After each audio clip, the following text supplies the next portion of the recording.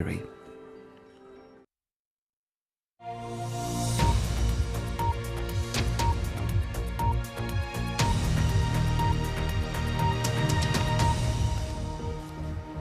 afternoon. Rescue workers in Lebanon are racing to find survivors under the rubble of a building which was destroyed in an Israeli airstrike yesterday afternoon in the capital, Beirut. Hezbollah says 16 of its members, including a senior leader and a top commander, were among the 31 people killed in the attack. Hezbollah is designated a terrorist organisation by the UK and other Western governments. From Beirut, Hugo Bashega reports. As morning broke, the destruction became clear. An Israeli airstrike hitting Dahir, Hezbollah's heartland in southern Beirut. Its conflict with Israel returning with force to a place they considered safe. Many here were still incredulous. People were walking, going out and coming home. People were heading back from work, and there were those who were coming to pick their children up from the nursery. This is a terrorist act. Unbelievable.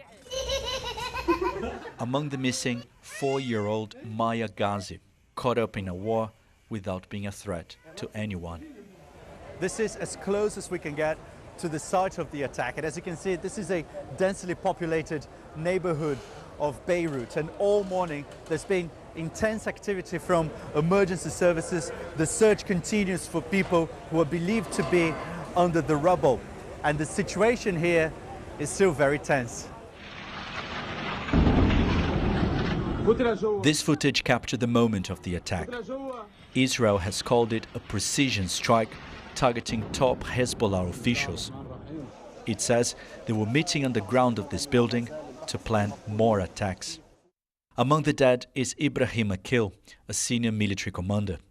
The US had put a $7 million bounty on his head, accusing him of being involved in the killings of Americans in Beirut in the 1980s. This is another humiliation for Hezbollah, but it is also a blow to a country already exhausted by this conflict.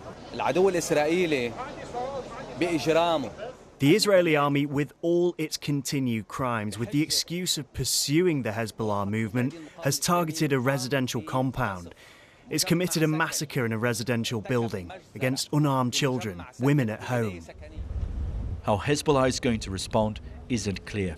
It doesn't want to spark a wider war with Israel, and its supporters in Iran don't want a major confrontation either. But Israel says this is just the beginning. Hugo Bashega, BBC News, Beirut. Let's go live now to Jerusalem and our correspondent Daniel Desimoni.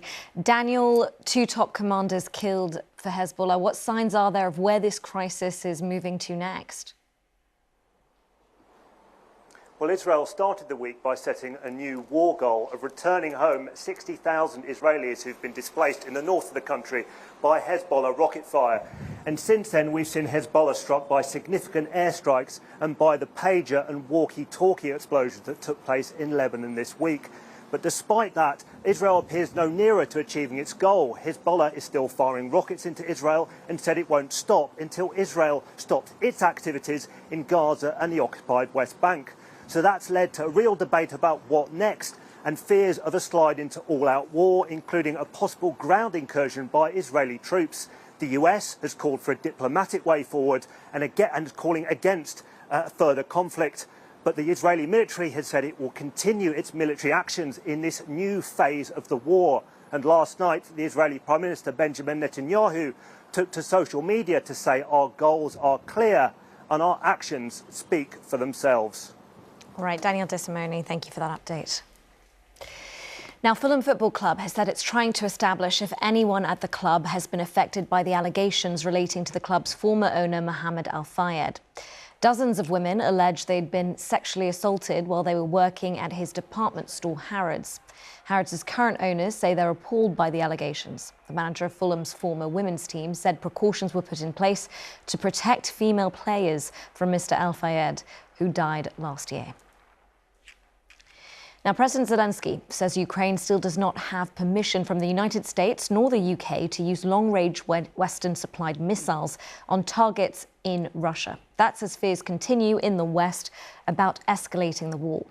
Overnight, there were reports of explosions at a Russian ammunition warehouse in the Krasnodar region. It's the second such strike inside Russia this week after a suspected drone attack on the town of Toropets on Wednesday. From Kyiv, Jessica Parker sent this report. A fireball erupting into the night sky. Russian authorities say the debris from a downed Ukrainian drone sparked these explosions in what's reportedly an ammunition depot. It comes just days after a similar strike inside Russia over 900 miles further north in the Tver region. Ukraine has been ramping up these kinds of attacks, and there's been a big focus here on building up domestic drone production.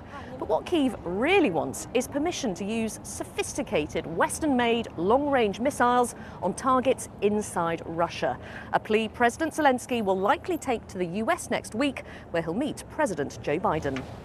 The Ukrainian leader said overnight that the US and Britain had not yet given authorization for such use of long-range missiles, explaining he thinks there are fears in the West that the war could escalate. Nevertheless, Mr. Zelensky is preparing to present what's being billed as a new strategy to his nation's backers. We are going to present a very concrete plan on how Ukraine can not only endure this war, not only maintain the level of resistance as it is now, but also grow stronger at this very moment. Grow stronger in a way that will really bring us together to a just peace, really bring us closer to victory. Meanwhile, devastation in the Ukrainian city of Kryvyi Rih, where a woman and her 12-year-old grandson were reportedly among those killed in yet another Russian strike, while Moscow's troops try to push advances in Ukraine's east. Here, talk of victory or peace may feel as far away as ever. Jessica Parker, BBC News in Kyiv. The Labour Party is holding its first annual conference since its landslide victory at the general election in July. Ahead of the event in Liverpool, Sir Keir Starmer announced he would refuse any further donations of clothing following criticism. Live now to Liverpool and our correspondent there, Helen Katz. So, Helen, how are Sir Keir Starmer and Labour coming to this conference? Well, this should be, and to an extent will be, a celebration for Labour. They are backing government with a large majority. But that is going to be tempered by a few things. So firstly, this is a government that has said it is going to have to make more difficult decisions. There's also a warning this morning from the think tank Labour Together that that very majority is based on voters who have put them into government on a trial basis and are liable to promptly dismiss them if they don't like what they do. And then it's coming off the back of a rocky couple of weeks of arguably avoidable headlines about things like leaks, about tensions in Downing Street, about the acceptance of donations and gifts by the Prime Minister, which the Culture Secretary Lisa Nandy defended earlier. Life is tough for a lot of people, so of course I do. But I also think that people want to see a government that represents them. You know, at events like the Paralympics, I think people want to see a government that goes to lots of different events and is well turned out and represents the country properly. And the really important thing, from my point of view, is that when you accept a donation, that you declare it, that you're open and transparent. So, Helen, what can we expect in the next few days then? Well, the leadership is going to want to try and use this to take back the conversation, to talk about what it is actually doing in government under the slogan "Change Begins." But the point of Labour Party conference is to give the members a say on what happens here too. And we know that the Union Unite is trying to put a debate on reversing the cuts to the winter fuel payment on the agenda. There's also this lunchtime, a large protest gathering in pro-Palestine protest gathering in Liverpool. So could we see some of the long-running tensions within the party about the party's stance on Gaza and Israel come to the surface this week too? Helen, thank you for that. Now, the DUP is holding its party conference in Belfast. It's first since Sir Geoffrey Donaldson resigned as leader after being charged with historical sex offences.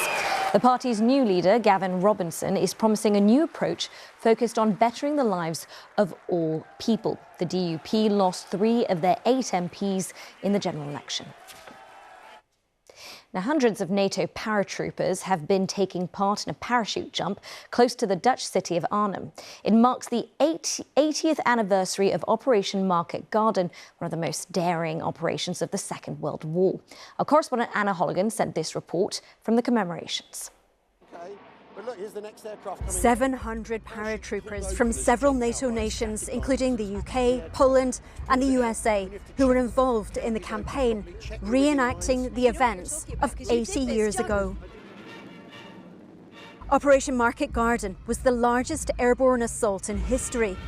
During 8 days and nights of hell, 35,000 airborne troops were dropped behind enemy lines, while ground forces travelled north from the Belgian border with the Netherlands to support them in securing what was supposed to be a shortcut into Nazi Germany. After 9 days of relentless fighting, British paratroopers were outgunned and forced to evacuate. A third of those involved were taken prisoner or killed.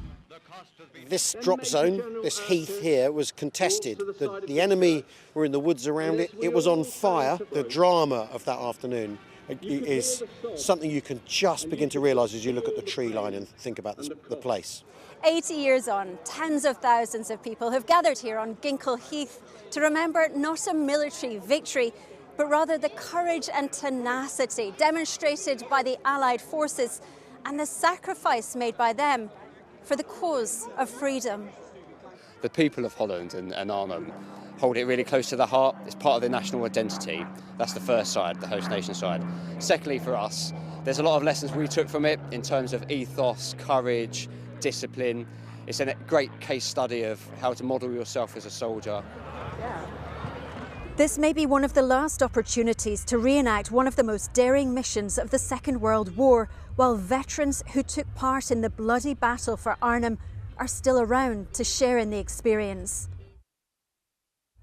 Anna Holligan, BBC News, Ginkle Heath.